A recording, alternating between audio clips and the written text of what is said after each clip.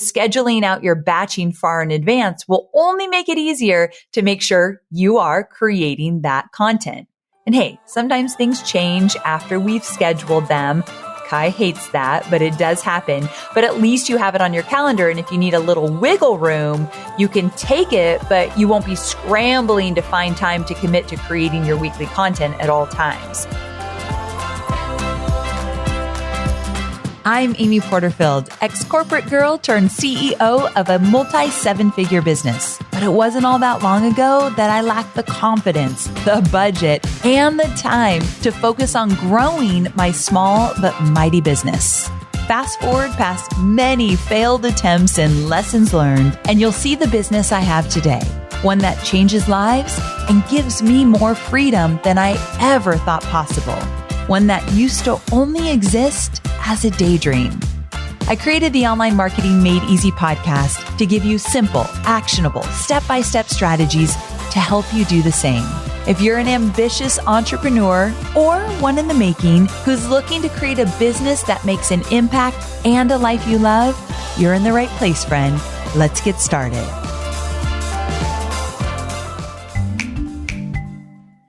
Oh, I'm so excited to tell you about this podcast that I think you should listen to. But to be quite honest, I think many of you are already listening. It's the Goal Digger podcast by my girl, Jenna Kutcher, and it's brought to you by the HubSpot Podcast Network, the audio destination for business professionals.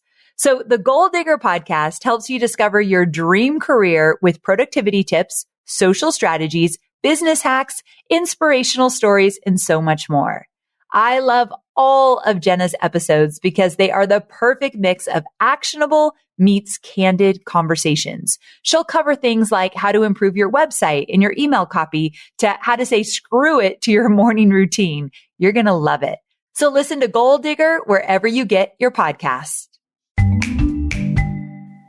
Well, hey there, friend. Welcome to another episode of Online Marketing Made Easy.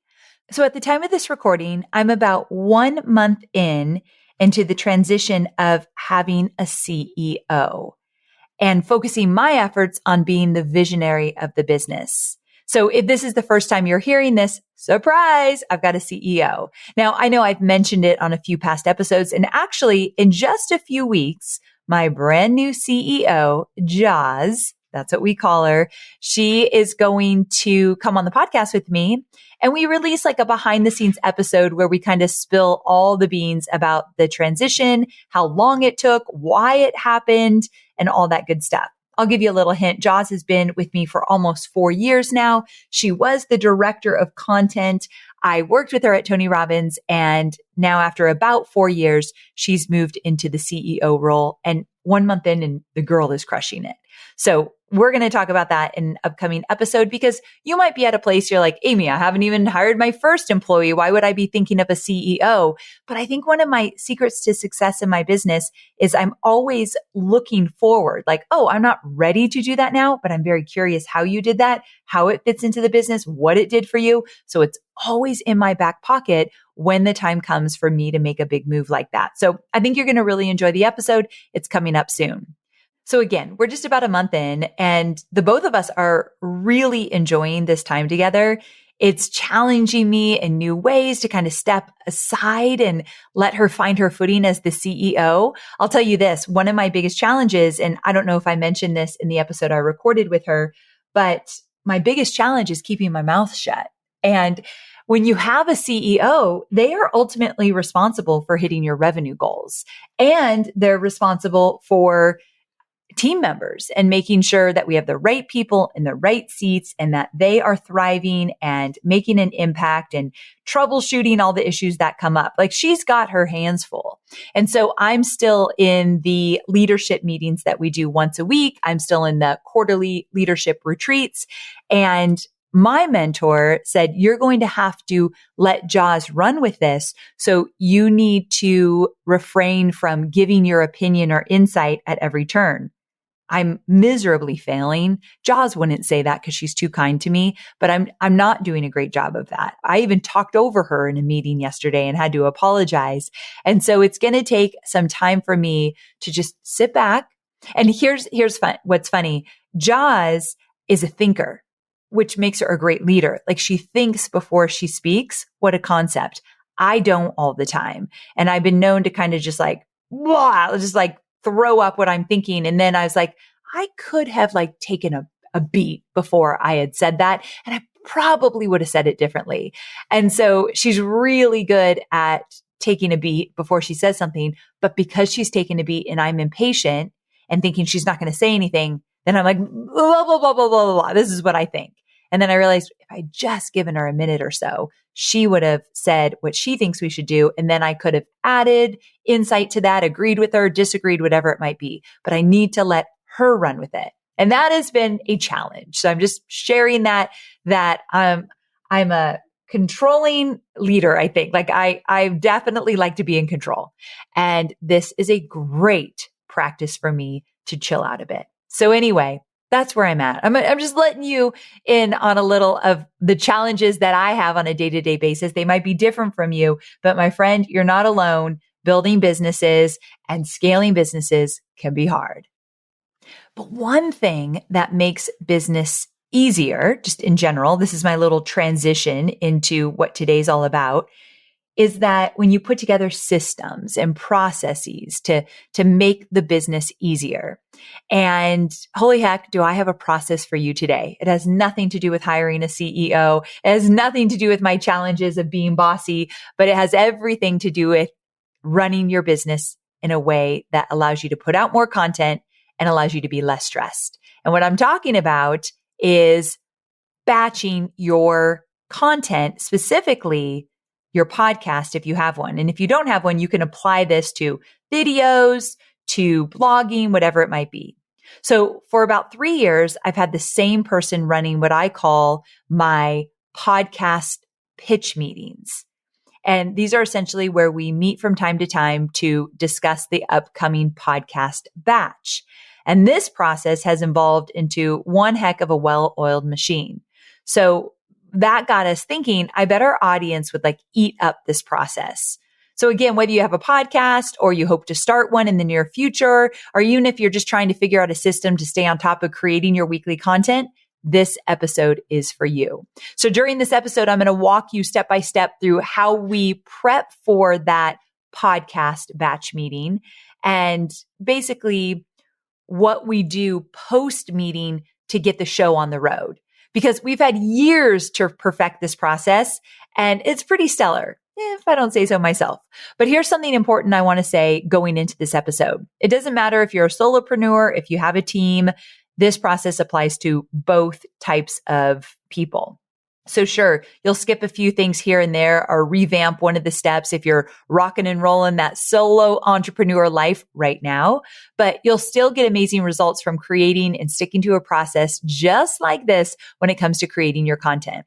I remember my early days of always thinking, I'm going to get to it. I'm going to record my podcast this week. I promise I'm going to get to it. And then the end of the week would happen and I literally didn't have an episode to release the next week, which is why if you go way, way, way back to my first few episodes, they were very sporadic. They were definitely not weekly. It's because I didn't have a process. So this process will help to nip that in the bud. It sure has for me. So just keep that in mind as we chat through these 5 steps.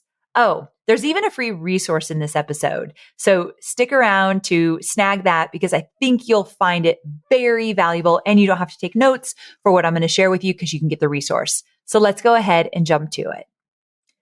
All right. First up, step number 1 is to get prepared for your upcoming meeting.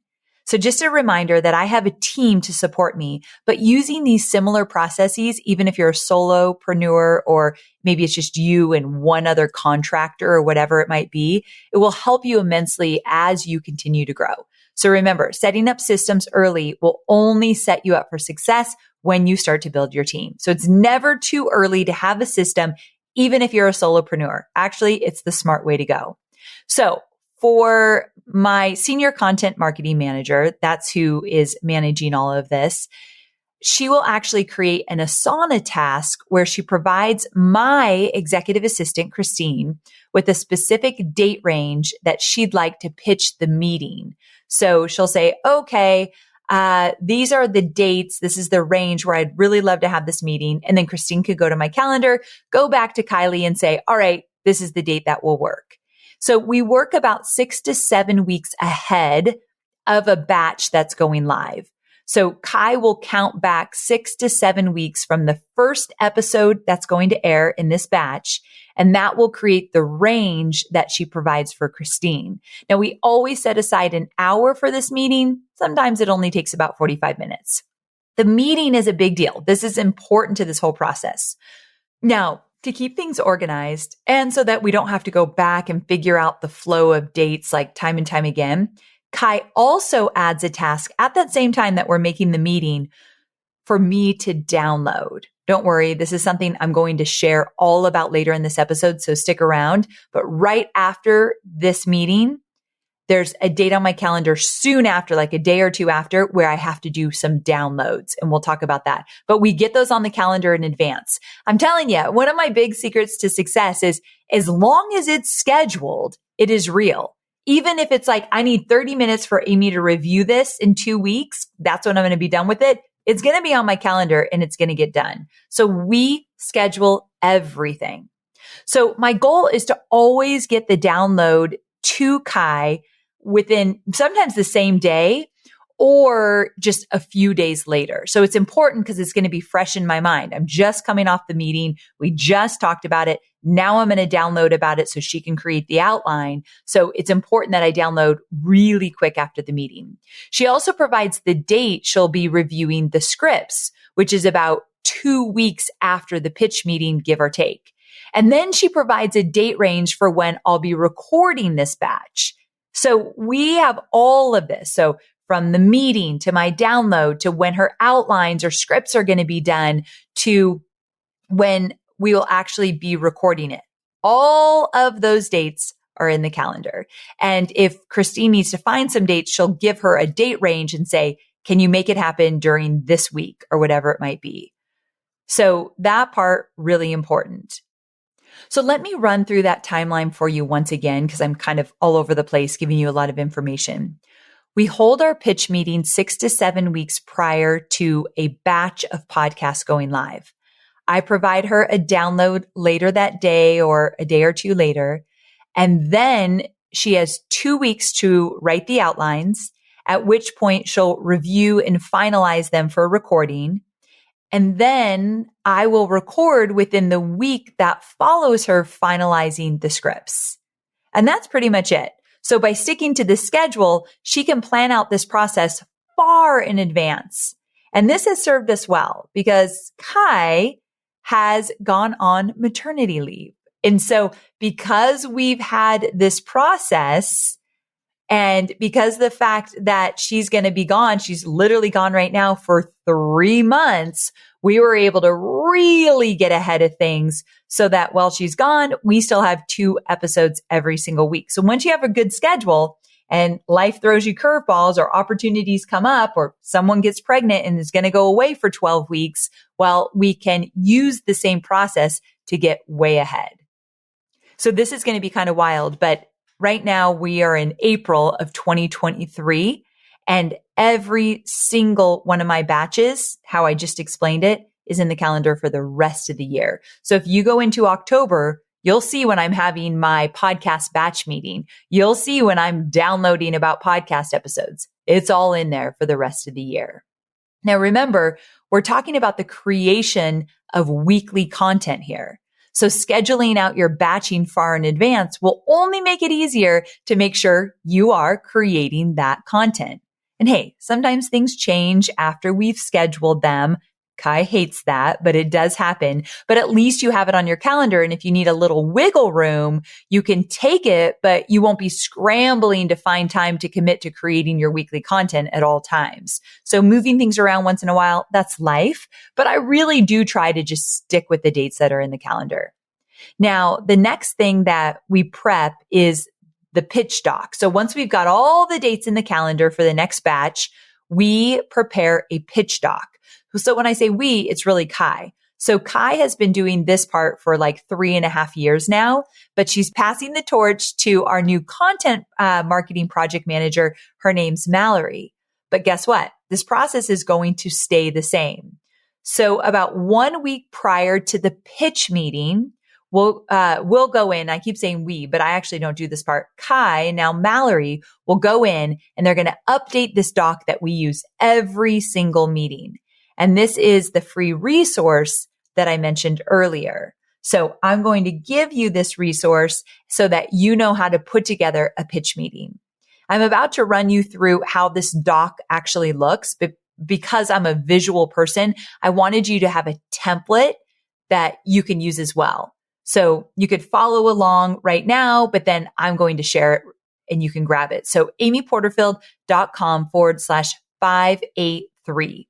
amyporterfield.com/583. That's where you want to go to get this template to do your own pitch meeting, and it will make it a whole lot easier. So here's how it looks. At the very top, you find the batch number, and we're actually working in the 50s right now. So in one batch, we have a minimum of 12 episodes. So it's like batch 52. There's always 12 episodes, if not more, in every batch. Because remember, I do 2 episodes a week, 6. So that would be 6 long episodes. This would be considered a long episode, and then 6 shorty episodes.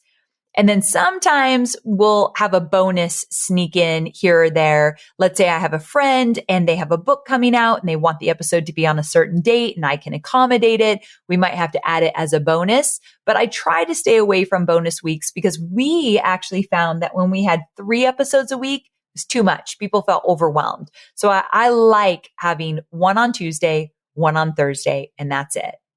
So essentially every batch we do will run over 6 weeks. So if we finish a batch, we've got 6 weeks of content, 2 episodes a week. That's our goal. And we've done this 50 times now. I started batching a while ago, but not from the beginning. For many years, I did not batch, and that's why I struggled with it. But we're on like I said, like 52 or something like that batch. So we've done this a lot, which is why I felt like I was ready to teach you how I did it, because it's something that really works for us. Okay, so let's go back to that doc. So we've got the batch number at the very top. And then Mallory will include the go live dates. So again, it's a span of 6 weeks, and those dates are followed by any important dates or happenings or promos that fall within this specific batch. So if it's batch 52, she'll give me the span of the 6 weeks, the dates of when the batch starts and when the batch ends.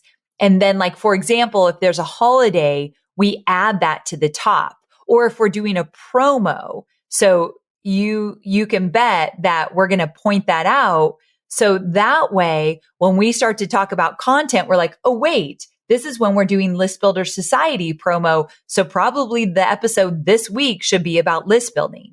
So when you enter your promos on this document that are happening during those dates, you get better at choosing content that is aligned with what you are selling. So that's a really big deal, to know your promos in advance and then match up your content with the promos that you're doing. It's always served us well.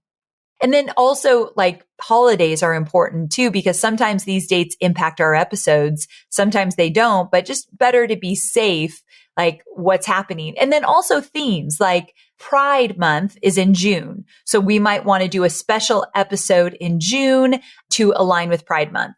Or we don't have to. We could do that episode. I think it's important not to just celebrate Pride in June, but you can just be aware, oh, this is coming up. So Black History Month is coming up. Can we do something extra special that month? That kind of thing. So we're always looking to kind of match our content with different themes as well. Now, next, you'll find any announcements. I'll share more about that in a bit, but it's good to have this section in this Google Doc, like announcements, especially if you're working with the team or you have someone else creating these topics for you. And then I'll talk about announcements. But then after that, there's a grid with 2 columns. The left column includes the episode number, go live date, and if it's a Tuesday shorty or a Thursday long episode. So the grid is generally 2 columns, 12 rows, unless we have a bonus in there. So she fills out all of these dates and episode numbers beforehand, so it's ready for our meeting. And then from there, she'll start with the main pitches. And these are broken down into 3 sections: shorties, long episodes, and then guest episodes. And I'm not going to go into a ton of depth about how to come up with content ideas because that's something we've talked a ton about on this podcast. But if you need more guidance on how do you come up with your ideas for your podcast, then I've got an episode, episode 409, from social media posts to weekly content, create your 3-month content calendar step by step. One of my most popular podcast episodes. So amyporterfield.com/409. I will, however, share how we organize the topics in the doc. So my team pretty much provides me with a very working title. Like it's not set in stone, just to get the main point across of that specific topic. And they will then give a few bullet points or questions to give me an idea of what the body of the episode would include. And it's not super fleshed out, but just an overview. So remember, the point of this meeting is to come up with our 12 topics for the batch. And one thing I'll say is that whenever you have an episode idea for your podcast, or heck, any weekly content you're creating, outside of when you're planning the content, you have to document it. You will never remember, especially if you're like me, getting into your 40s or higher. It's really hard to remember stuff if you don't write it down. So what we do at the bottom of this pitch document, we have a treasure trove of ideas that we can always lean on and refer to when creating the pitch topics. And anytime an idea comes up, I grab the Google Doc. I have it bookmarked on my computer. I'll just type it in. Same thing with Kai and Mallory will do the same. So that way we're not always like, oh my gosh, staring at a blank screen. Like, what are we going to do for these 12 episodes? We think about ideas all month long. So if you find like a good article that you want to speak to, or there's a topic on your heart, whatever it is, just add it to the document. Now, one thing we do as a team is anytime we have a cool promo, or a cool, like something really cool, like I did a whole episode on paid boot camps, or if we have this really cool process or step by step, we make sure to give Kai details about it. So we include like what it was, the goals, the results, step by step process, and all the things that she can create an episode around. So anytime a really good thing happens in our business that we want to document it and teach it, we'll give her all that information and then she could create an outline for me. So if you have a team who might be seen or in the thick of things with you, like seeing what's happening, encourage them to come up with ideas that you can share on your podcast. All right. So that's how we prep for this meeting. That was a lot of upfront work, but it makes the meeting so seamless once you kind of like get going. So just wanted to kind of point that out. Again, you can grab the template so you don't have to remember everything I just taught you. And it's so much easier if you see it. amyporterfield.com/583. As marketers, it's getting harder and harder to meaningfully engage with your audience. With buyer expectations higher than ever, it might be time to rethink how you're creating those experiences with your prospects and customers. HubSpot can help. Their powerful CRM helps businesses reach and engage customers like never before. With all the features you need to attract attention, convert leads, and report on success under one roof, you'll have everything you need to scale your business. HubSpot helps you cut down on the time, money, and let's face it, stress that you spend on your software so you can spend that energy on delighting those who matter most, your customers. So what are you waiting for? Start forming deeper connections and increasing your revenue today. Learn more at HubSpot.com. All right, next up, step number 2, it's time to kick off the meeting. So as you can imagine, after we hop on, and we do this in a Zoom meeting so we can see one another, we start at the top of the doc with important dates and any announcements. I know I mentioned the announcements in step 1, but let me give you some examples of what that might be. So Kai will often get email pitches that pique her interest. Oftentimes she's good about deciding if they're a yes or a no, like people will pitch to be on my podcast, but sometimes she has questions for me, like from a relationship standpoint. Sometimes we need to fulfill a podcast swap. So she'll bring those to me in the announcements part.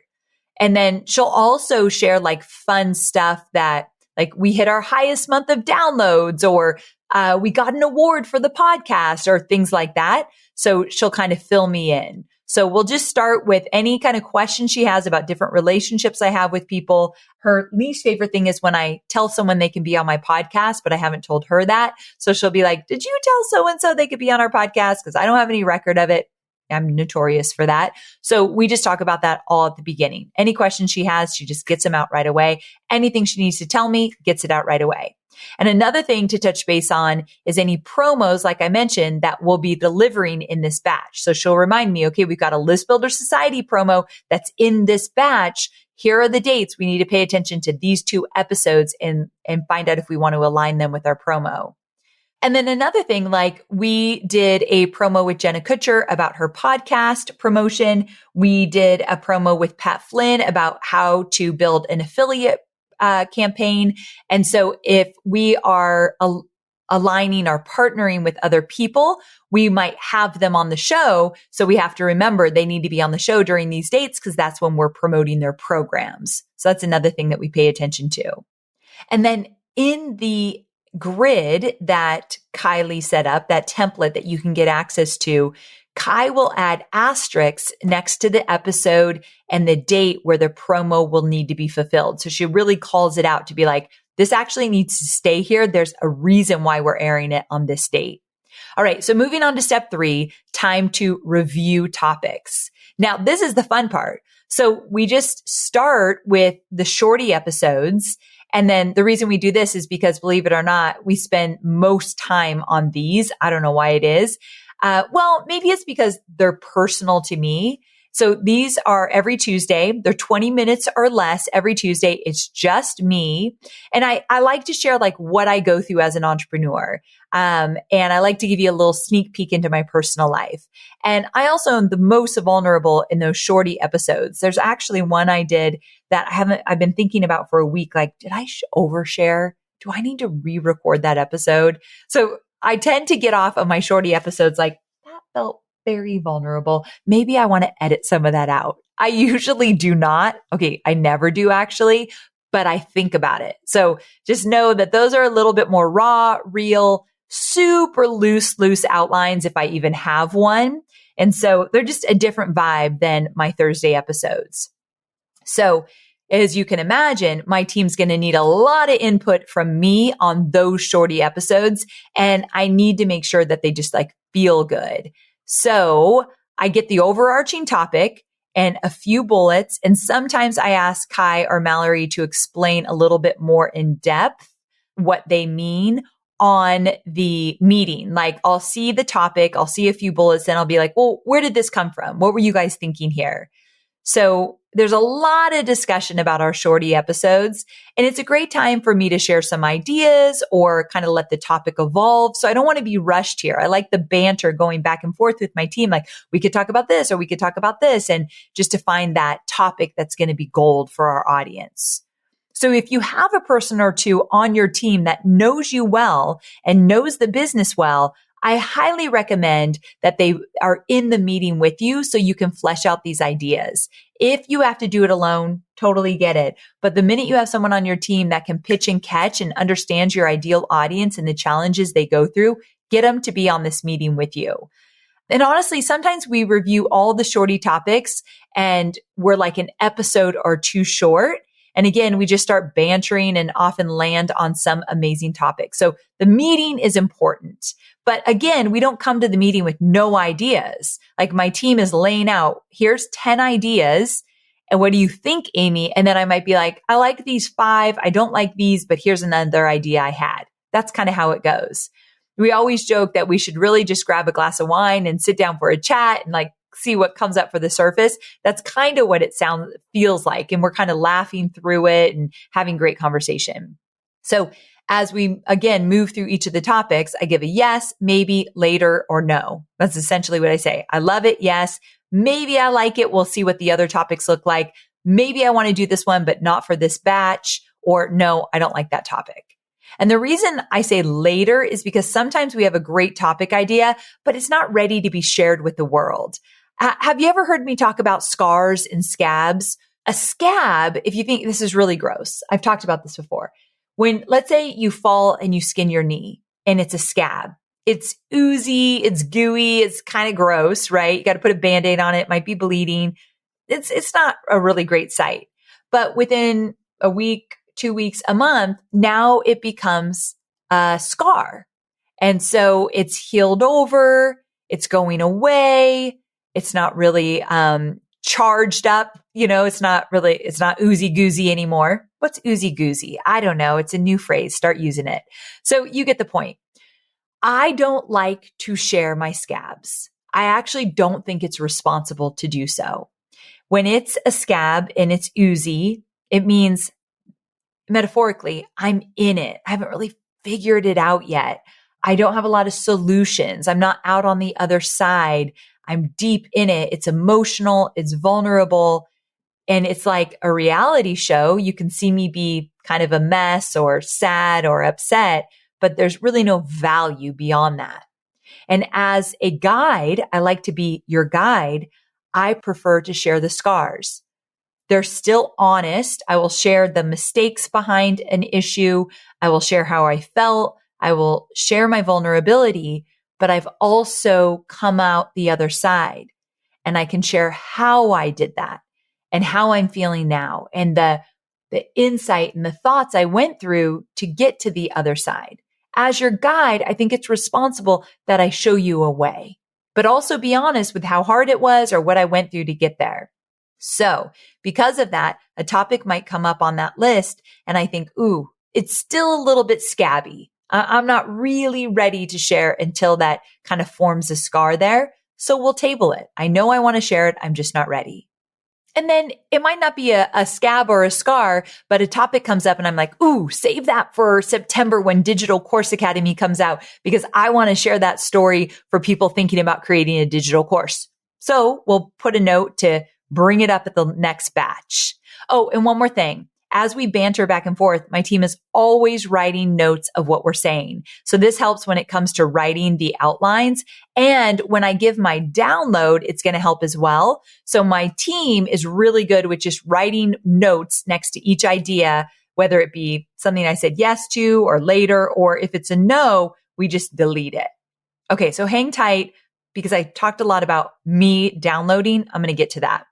So after the shorties have been selected, we move on to the long episodes and the guest episodes. These are pretty straightforward and have a similar flow to the shorties, but with less banter because the topics are a bit more set in stone. For the long episodes, it's most often a step-by-step process like I'm doing right here. And for the guest episodes, we often already have a topic based on their expertise. However, sometimes I will ask for a specific topic I want to talk to this person about or a specific question I've been dying to ask them. And I'll mention that in the meeting. And that's really like the bulk of the meeting. We just go through all their ideas that they're bringing to the table that they've collected over the last month. And it is their responsibility to put ideas in front of me. I will always give my ideas, but I'm looking for them to lead the way. Now, moving on to step 4, we've only got 2 steps left. Step 4 is arranging the episodes into the schedule grid at the top of the document. So once you get this document through my resource, again, amyporterfield.com/583, you'll see this grid that we created to put the schedule together. At this point, we just start plugging in episodes into where they make the most sense. Again, most episodes can go wherever we want, with the exceptions of those promo episodes or any episodes I promised to somebody that it would come out at a specific time. I'm very sensitive to that now because when you're an author and your book's going to be released, you want it coming out the week your book is released. If I can accommodate someone for that, I will. The nice thing about having all this all laid out to review is so you can see where there might be, let's say, back-to-back guests. Like sometimes I like to have a guest, then I like to have a solo episode the next week. So if we have too many guests on the podcast, that's also not ideal. Usually these solo episodes that I do step by step like this do better than anything else. So we want to make sure that we have these episodes. You all tend to like them. So we like to make sure that we have a lot of these step by step episodes. And then again, maybe a guest who is an expert at something that's a little too close to a promo we have coming up, we got to separate those as well. So it's really important once you've got all your topics, let's say 12 in my case, that we map them out in a schedule and make sure they're where we want them to be. So this schedule is fluid at this point. It's still subject to change and often does, but it's nice to kind of just put it down and say, okay, what do we think about this? And then once we organize the schedule, we look at it as a team and we say, how do you feel? Are we excited about this? Do we want to talk about these topics? Will I enjoy this? Will my audience enjoy it? So we basically just do a big review. We then set it in stone and we say, okay, this is what we're doing. And we do our very best to stick with it, because if we keep moving things around after that point, it just gets too confusing. And then next up, download time. This is step number 5. It's the final step. It's time for me to download. So the first thing Kai does after the meeting is she goes into Asana and she fills out the content download task that has already been prepared. I know it's already coming. It's already scheduled, usually like for the next day. Essentially, she gives me a few topics that we decided on that she'd like a little bit more information or insight or behind the scenes guidance on, and I'll do a download about this. And I learned this from my Tony Robbins days. So I created a lot of content for Tony and for those events, but it always came from Tony. And this was important for me to see behind the scenes because, as especially many of you are a personal brand. And so if I'm going to teach something on a podcast, I need to make sure that that content feels real to me, like it's in my bones, and that I'm not reading some foreign script or outline that doesn't even feel like me. And so when I work for Tony, if he had an idea for something we were going to do on stage, he'd say, okay, I'm going to do a download. And he would, back in the day, this is a little behind the scenes of working for Tony. I am sure this is not how they do it. But remember, I've been away from that world for like 14 years. So like 15, 16 years ago, how it would work, this is so random. There would be a telephone number that he would call, and I would come in the morning and I forget what it was even called, the dictaphone or something, I forget. And I would go into this little office and I would see if there were any messages. And I have to be honest, working for Tony, I was always a little bit nervous. So every time there was a message, I was always a little nervous. And so he would literally get on a landline and he would call another landline and it would come into this like answering service. But this answering service would let him talk for like up to an hour. And so there'd be a download, usually almost every morning, about something. And I would have to send it to get it transcribed. And then I would review the whole thing and then turn that into content. So he's always thinking, it's like his bat line. And so essentially that's what I do here because I want this to be content that comes from me. So what I will do is I will look at the topics that need a download and I'll just go to my phone, the voice memo on my phone, and I will just talk and I'll say, okay, here's an idea I have for this, or here's what I would include here, or look for a study that has to do with this, or I was having a conversation. I'd like to include the details of this conversation into this episode. So they hear in my own words what I would like to include in each episode. And I don't have to do this for every single episode.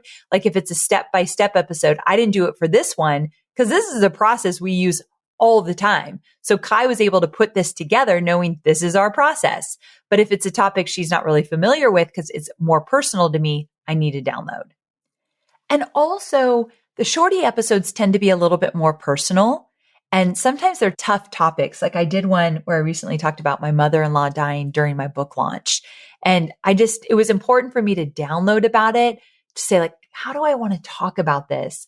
Then when it's in an outline, it's more thoughtful. And so I think it's important to get my thoughts in place before I deliver them to you because I don't want to waste your time.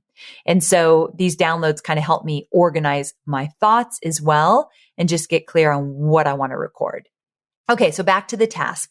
Kai will look over the topics we decided on, select the ones that she's going to need some more guidance on. She puts them into that Asana task, and then I download. And like I said, it's very rare she'll need a download for a long solo or guest episode. It's really these shorty ones that she's going to want a lot of insight. That way, the good thing is I'm only recording for like 10 minutes versus like an hour or whatever it might be.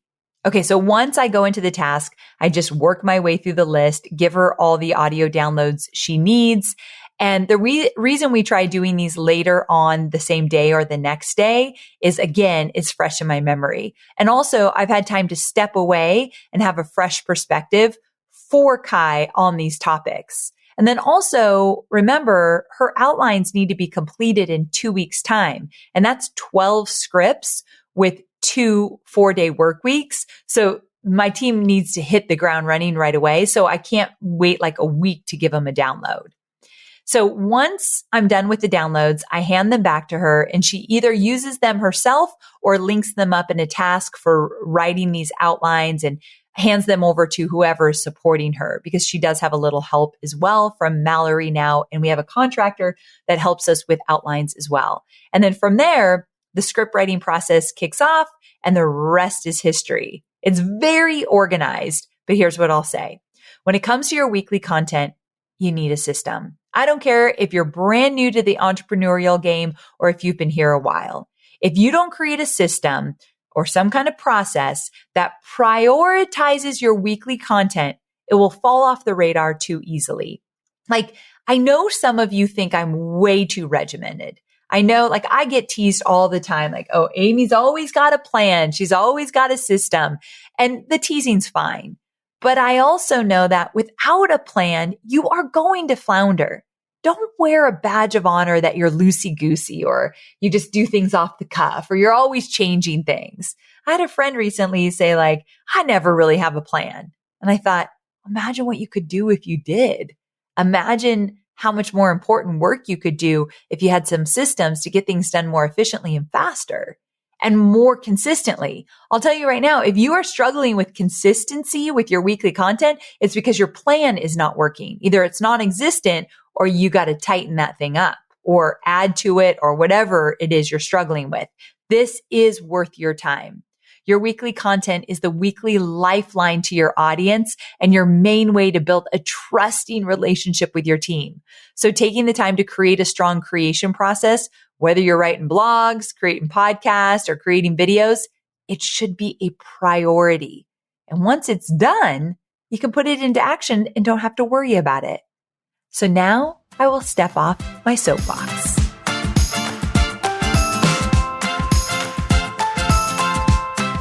Okay, so are you ready for your action items? Now, I realize this was a doozy of an episode, and if you're a note taker, you probably took tons of notes, but we're going to review all of this before I let you go. So take what you need, leave the rest, but create a plan and just use mine for inspiration. It doesn't matter if you're a solo team or you've got a team of 20, get your process dialed in and stick to it. I promise it gets easier with time. So from the top, step number 1, prepare for your meeting. Remember that you can head to my show notes, amyporterfield.com/583 and grab the pitch meeting template that we use. Step 2, kick off the meeting and review dates and announcements first. Step 3, review all of your topic ideas and take some time to make sure they feel right. The back and forth banter, I think, is important. Step 4, arrange your topics into a schedule. So do this now. Don't push it off. It feels really good that you have everything organized and knowing when each episode's going to go live. And then step 5, if you're working with the team, download for them so that they can help you with those outlines. Follow that process and you'll be on your way to seamlessly creating your weekly content and saving you from a lot of headaches. So here's what I want you to do. I want you to take this process, shift it into something that will work for your business. Start by looking at your calendar and setting aside some time for a meeting, whether that's time for you to brainstorm or like if you're a solopreneur or with your team. Have the meeting with yourself if you're a solopreneur. From there, follow through with the remaining steps and you've got this. And also remember, creating content can be a lot of fun and it's a whole lot more fun when you're not on a hamster wheel trying to be consistent. Put a plan together so you're just naturally consistent. Thanks so much for joining me. I can't wait to see you same time, same place next week.